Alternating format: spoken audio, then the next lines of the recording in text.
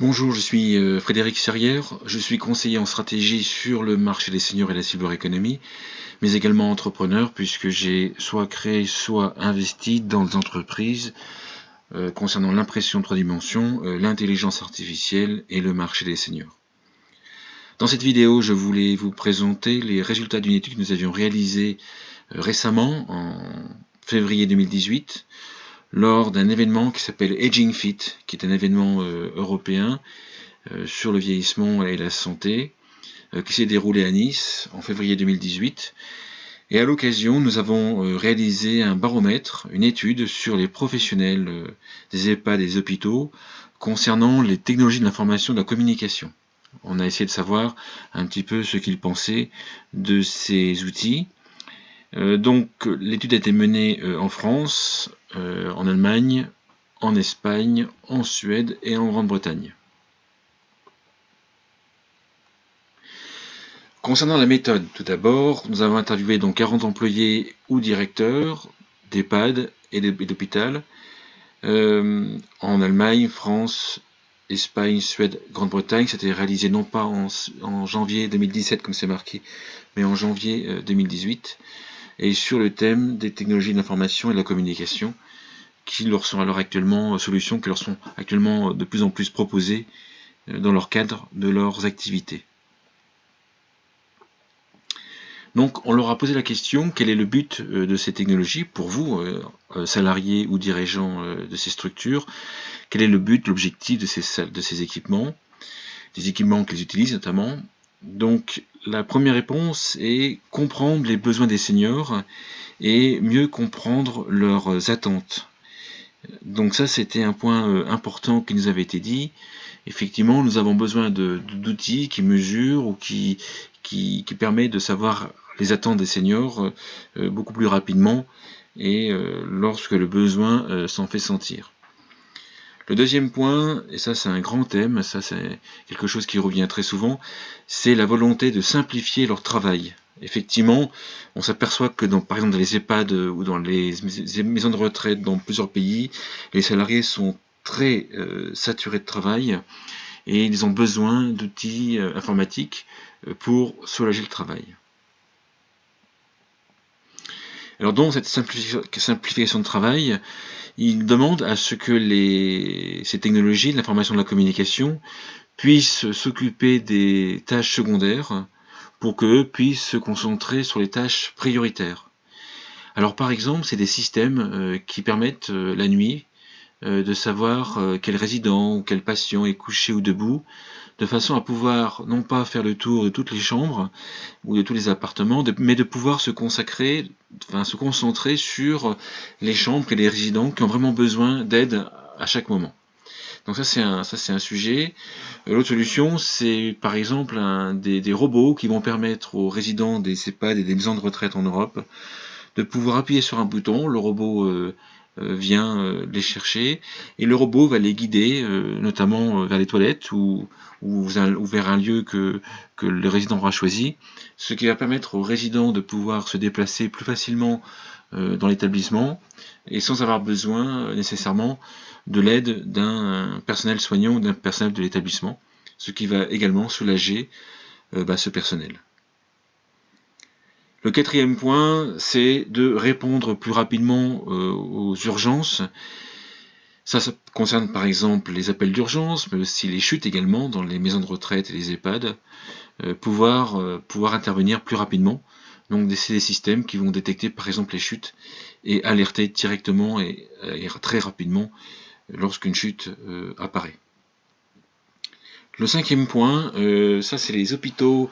Dans les hôpitaux, les médecins et aussi les médecins dits coordinateurs en France dans les EHPAD et qui demandaient, parce qu'ils ne sont pas tous les jours forcément tous les jours dans l'EHPAD, et lorsqu'ils arrivent à l'EHPAD ou lorsqu'ils arrivent dans un service, ils veulent en un seul lieu savoir de manière résumée ce qu'il s'est passé concernant la santé de chaque résident. Et donc, au lieu de chercher l'information à différents endroits, différents documents, différents carnets ou différents logiciels, ils demandent d'avoir un système informatique qui permet d'avoir toutes ces informations en un seul lieu.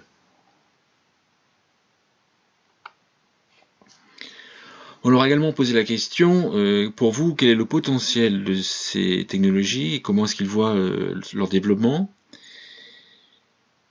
Donc, ils expliquent, et ça revient très souvent dans les études qu'on peut mener sur les maisons de retraite en Europe, c'est qu'effectivement, ils voient arriver de nombreuses solutions, et donc ils pensent que ces solutions auront un avenir seulement si ces solutions remplissent ou répondent à leurs besoins. Donc ça paraît évident, mais on s'aperçoit que beaucoup de solutions qui sont proposées aux maisons de retraite et aux hôpitaux n'ont pas forcément été créées vraiment pour répondre aux besoins des salariés, et donc ça pose souvent des problèmes. Ces solutions en maison de retraite, senior housing, ces maisons de retraite, c'est le deuxième point, sont très attendues pour réduire le stress des salariés et rendre plus facile les tâches que peuvent avoir à mener ces salariés.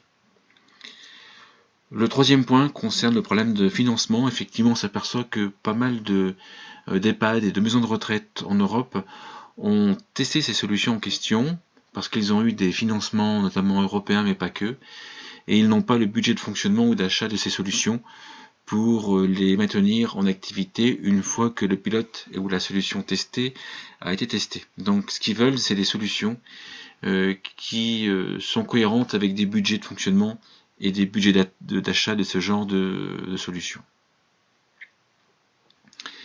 Quelle est votre première impression par rapport à ces solutions? C'est la question suivante qu'on leur a posée. Donc les directeurs expliquent essentiellement, ou les directeurs achats des hôpitaux expliquent qu'ils sont confrontés à un problème, c'est qu'ils reçoivent de plus en plus de commerciaux, de visites, qui leur présentent de nouvelles solutions, et une partie de ces solutions n'a pas été testée dans le milieu réel dans les EHPAD ou dans les hôpitaux, et donc c'est important pour eux que ces solutions soient testées dans les hôpitaux, parce qu'actuellement une partie d'entre elles ne sont pas testées et ne répondent pas aux problèmes que peuvent rencontrer les salariés ou les personnes qui auront à utiliser ces technologies. Donc pour cela, ils demandent aux offreurs solutions de vraiment passer du temps dans les établissements en question, de passer plusieurs jours, et de façon à bien comprendre le fonctionnement de l'établissement, à bien comprendre la vie de l'établissement, et à bien comprendre les réels besoins qu'ils ont et qui pourraient peut-être être solutionnés par ces solutions de l'information et de la communication.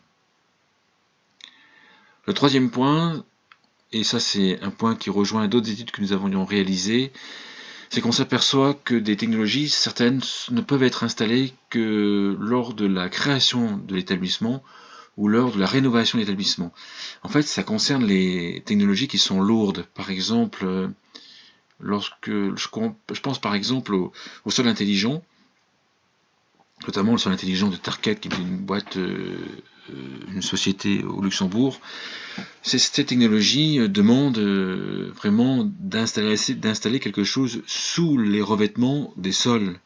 Donc on s'aperçoit qu'effectivement qu'il faut, alors c'est soit sous les revêtements ou c'est soit directement sur le sol, mais en tout cas pour les installer, on comprend bien qu'il faut que la maison de retraite ou l'établissement puisse le permettre, et donc qu'il y ait les chambres qui soient libérées.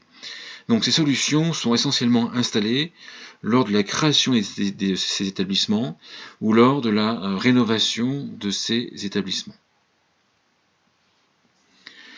Autre question qu'on leur a posée, c'est ont-ils peur du déploiement de ces technologies? Peur, et donc là c'est essentiellement la peur par rapport, pensent-ils que ces technologies vont remplacer leur travail? Est-ce qu'ils ont peur de perdre leur emploi par rapport à cette nouvelle technologie? Donc là, il y a un changement qui s'est opéré ces 2 ou 3 dernières années, qui est assez intéressant. Il y a environ 3, 4, 5 ans, 6 ans, on aurait eu la réponse, effectivement, nous avons peur que ces technologies puissent remplacer notre travail, et peur de perdre notre travail.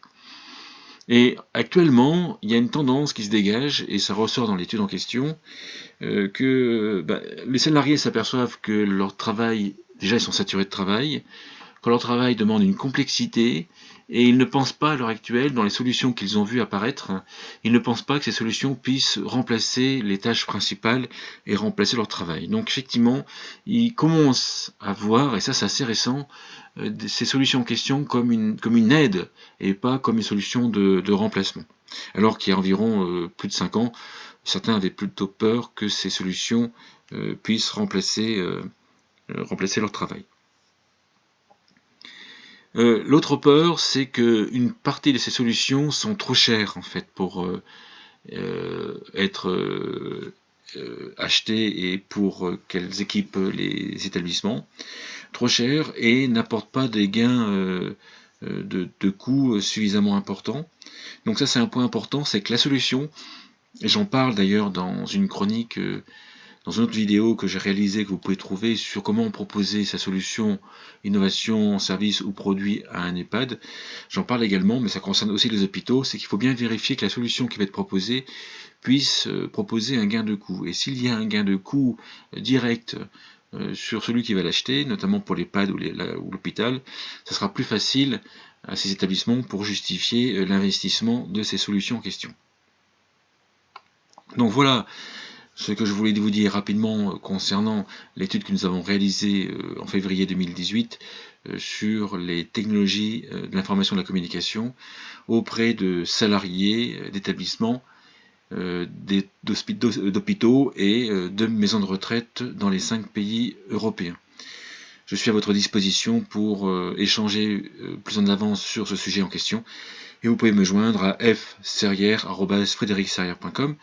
Sinon, je vous invite, si vous voulez recevoir régulièrement les vidéos que je réalise sur cette chaîne YouTube, à vous abonner à cette chaîne YouTube et également à cliquer sur la petite cloche qui vous permet d'avoir une notification automatique lorsqu'une nouvelle vidéo est mise en ligne. Je vous remercie, à bientôt.